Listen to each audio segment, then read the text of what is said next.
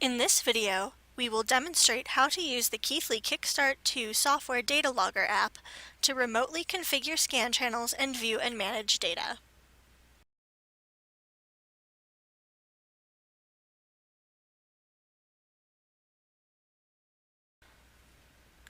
To select an instrument, select the appropriate instrument icon and drag it towards the center of the screen.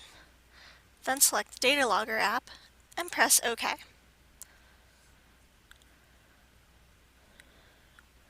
Once the app is open, you can add channels to a scan by clicking the checkbox next to the channel number. This will open the channel settings screen. You can select a function, which then opens the settings applicable to that function. From this settings screen, you could also apply custom channel labels to the channels. And then press Save Settings. We'll set channel 102 to measure 2-wire resistance, channel 103 to measure temperature,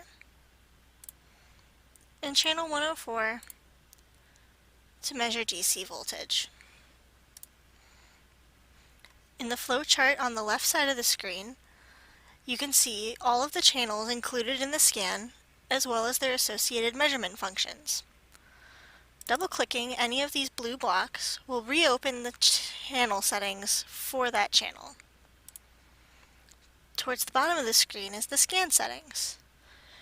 We will set the scan to start on channel limit with our pre-scan channel as 101.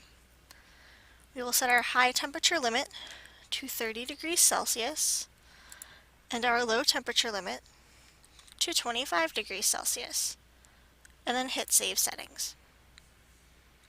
Channel 101 is now acting as our pre-scan monitor channel. This means that until the temperature of the DUT reaches within the limits of 25 and 30 degrees Celsius, a scan will not trigger. But once it is between those limits, the scan will trigger.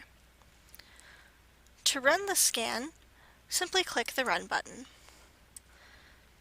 Down here is the scan progress bar. It will show how close the scan is to completion. To view the readings on a graph, open the Graph tab. Here you'll find all of your readings over time separated by units. To view the readings in the table, open the Table tab. From the table, you can rename channels and also hide data that has not yet reached stability. To hide data, simply highlight all of the unwanted data, right-click, and select Hide.